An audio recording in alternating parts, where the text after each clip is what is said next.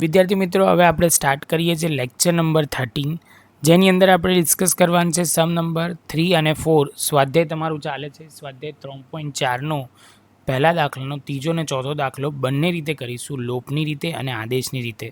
તો હવે આપણે આગળ જઈએ તો સમની અંદર ઇન્ફોર્મેશન જુઓ ધ્યાનથી. તમને જે ઇન્ફોર્મેશન આપવામાં આવી છે એને આપણે વ્યવસ્થિત જોઈએ તો આપણને પહેલાં બે સમીકરણો આપ્યા છે, બંને પ્રમાણિત સ્વરૂપમાં નથી. તો આપણે એક એકને સોલ્વ કરતા જઈએ પ્રમાણિત સ્વરૂપમાં. તો આને આપણે લખી શકીએ પહેલાં સમીકરણને. તમે કહેશો કે સર લખો 3x - 5y અને આ 4 જે છે એને બીજી સાઈડ લઈ જાઓ એટલે +4 થઈ જશે. હવે સમીકરણ પ્રમાણિત સ્વરૂપમાં લાગે છે. સેમ વે તમે કહેશો કે અહીંયા સર બીજું સમીકરણને પણ એવું છે, તો આને પહેલાં લખી કાઢીએ 9x - 2y = 7.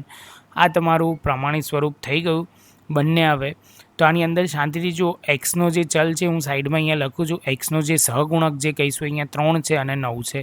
વાયનો જે છે 5 છે અને 2 છે.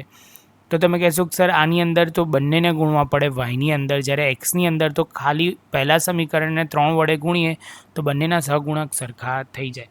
તો સમની અંદર સ્ટાર્ટ કરીએ. તમે કહેશો કે સર અહીંયા સૌથી પહેલું સ્ટેપ તમે જે લખ્યું એકદમ પરફેક્ટ છે. હવે લોપમાં આપણે હેડિંગ મારીએ લોપની રીત અને એમાં કહેશો સમીકરણ 1ને 3 વડે ગુણતા. તો તમે કહેશો કે સર સૌથી પહેલાં સમીકરણ 2 લખો. સમીકરણ 2 છે આપણું આ રહ્યું. સમીકરણ 2 અહીંયા હેડિંગ આપી દો અને હવે અહીંયા લખવાનું ચાલુ કરો. 3x - 5y = 4 અને ગુણકતા કેટલાથી કરવાનું છે? 3થી. તો અહીંયા 3ની સાઇન લખી કાઢી. હવે 3ને તમે આની સાથે ગુણશો એટલે 9x આવશે. 3ને 5 સાથે ગુણશો એટલે 15y માઇનસમાં આવશે અને 4 સાથે ગુણશો એટલે તમે કહેશો 4 × 12 થઈ જશે. આપણું સમીકરણ થઈ જશે 3. હવે લોપની રીતમાં તમે જોશો તો તમારા બંને સહગુણકો સરખા થઈ જશે. તો લખશો સમીકરણ 3માંથી સમીકરણ 2 બાદ કરતા. તો તમે કહેશો કે સર આની અંદર સમીકરણ 3 જે છે તો સમીકરણ 3 છે 9x - 15y = 12 અને બીજા સમીકરણ લખી કાઢીએ જે આપણું આ લખ્યું એ ત્રીજું. હવે બીજું જે લખવાનું છે 9x - 2y = 7. વિદ્યાર્થી મિત્રો, આ સ્ટ્રાઇક થવી બહુ જરૂરી છે. શાંતિથી સ્ટેપ સમજજો.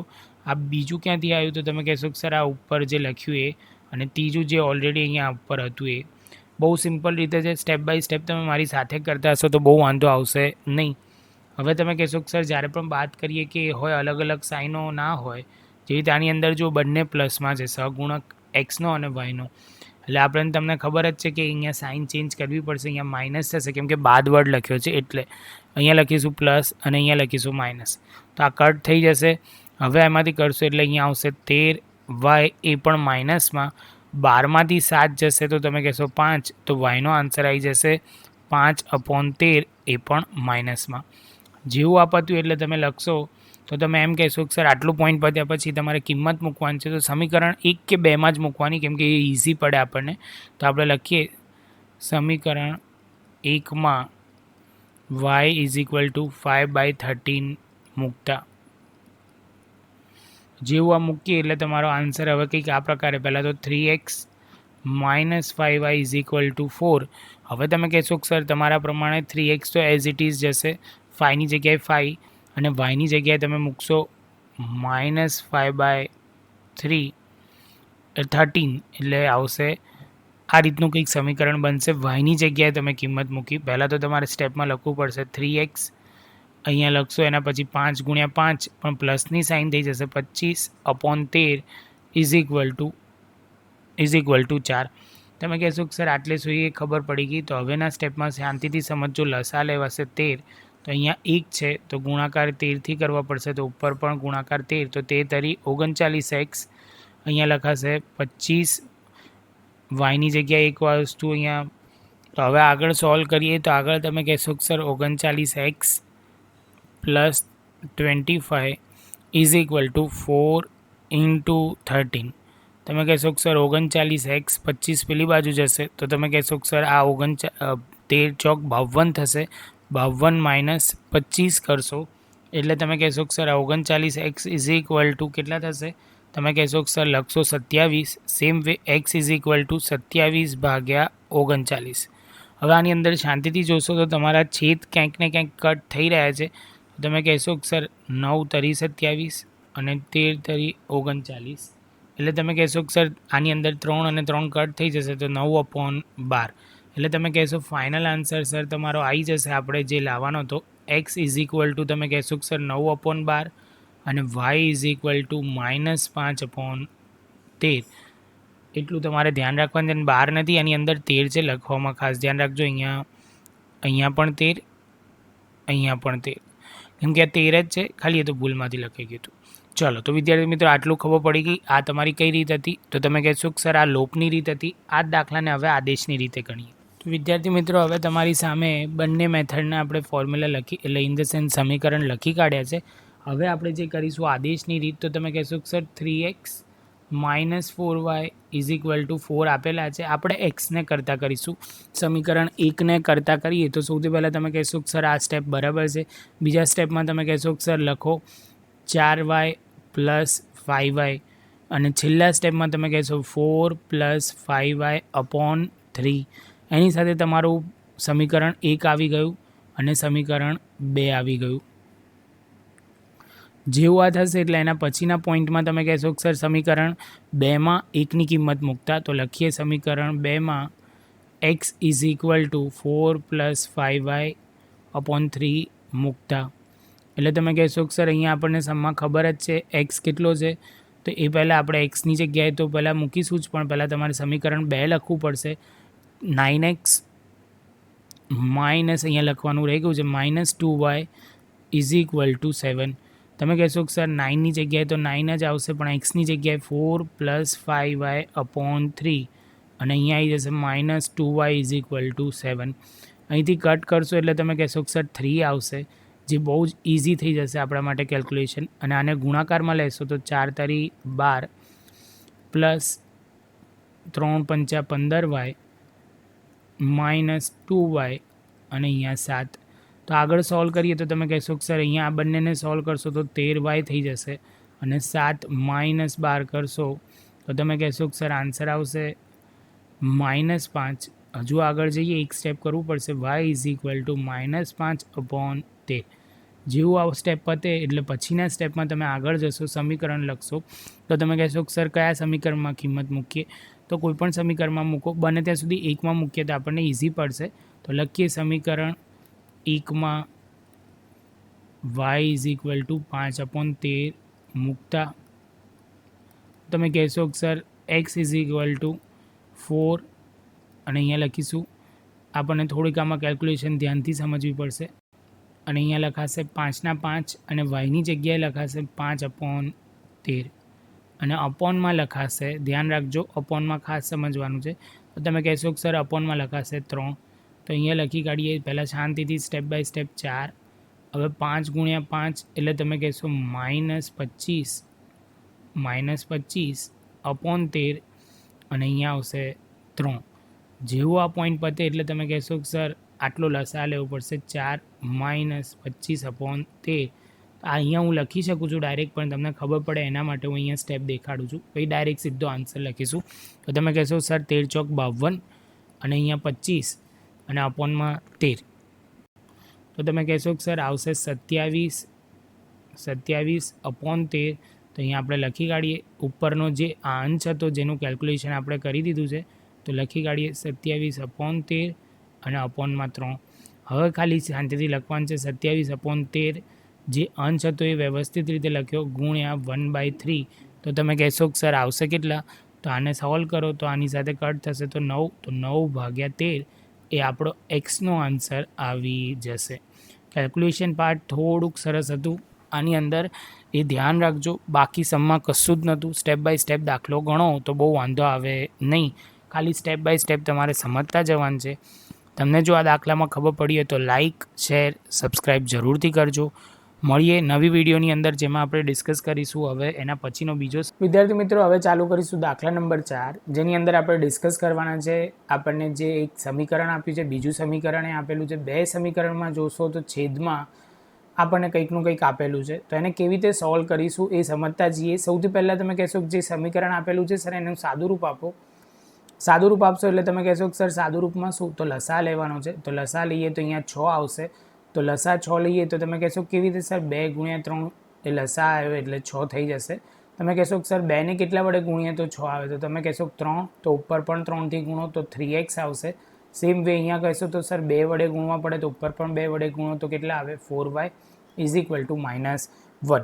જેવો આ પોઈન્ટ પૂરો થાય એટલે તમે કહેશો કે સર આટલો પોઈન્ટ તો ક્લિયર. એનાથી આગળ જઈએ તો હવે 3x + 4y is equal two -1 into 6. તો અહીંયા લખીશું 3x + 4y is equal two -6. આ તમારું પહેલું સમીકરણ રેડી થઈ જશે.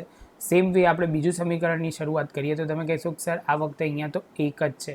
તો અહીંયા પણ 3 વડે અને અહીંયા પણ 3 વડે. તો તમે કહેશો કે સર 3x થશે અને અહીંયા કેટલા થઈ જશે, y અપોનમાં લઈશું 3 ઇન્ટુ 3 ઇઝ ઇક્વલ ટુ 3. 3 સામેની સાઈડ જતા રહેશે. તમે કહેશો 3x - y is equal two 3 ગુણ્યા 3. તો 3x - y is equal two 9, જેને આપણે કહીશું સમીકરણ 2. જેવું આ થશે એટલે તમે એના પછીના સ્ટેપમાં શું કહેશો, તો તમારા સ્ટેપમાં જે આવશે મેઇન વસ્તુ, તો આટલું પતે એટલે તમે કહેશો કે સર જુઓ શાંતિથી જોજો, આની અંદર ખાલી 3x અને 3x એટલે કે xના સહગુણક બંનેમાં 3 3 જ છે. એટલે તમારે ખાલી લખવાનું છે સમીકરણ 2માંથી 1 બાદ કરતા. એટલે તમે કહેશો કે સર સૌથી પહેલાં તમારે સમીકરણ 2 લખવાનું છે. તો લખીએ 3x - y is equal two 9 અને બીજામાં લખીશું 3x + 4y is equal two -6. જેવું આ સ્ટેપ થશે એટલે તમે કહેશો કે સર માઇનસ પ્લસ, અહીંયા સાઇન ચેન્જ કઈ થઈ જશે, તો અહીંયા પ્લસ છે તો માઇનસ, અહીંયા પ્લસ છે તો માઇનસ અને અહીંયા માઇનસ છે તો હવે કરી દઈશું પ્લસ. સાઇન ચેન્જ થતાની સાથે જ આ કટ થઈ જશે. હવે આની અંદર થઈ જશે -5 અને આની અંદર આપણે લઈશું તો કરશો તો 15 થશે.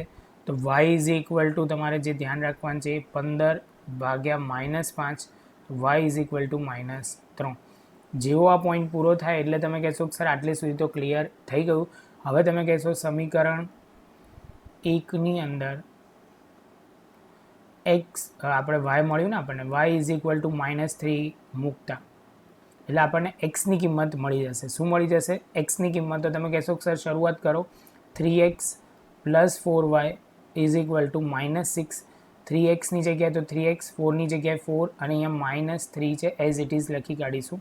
શરૂઆત કરીએ તો 3x -12 અને અહીંયા -6. 3x is equal two -6 + 12.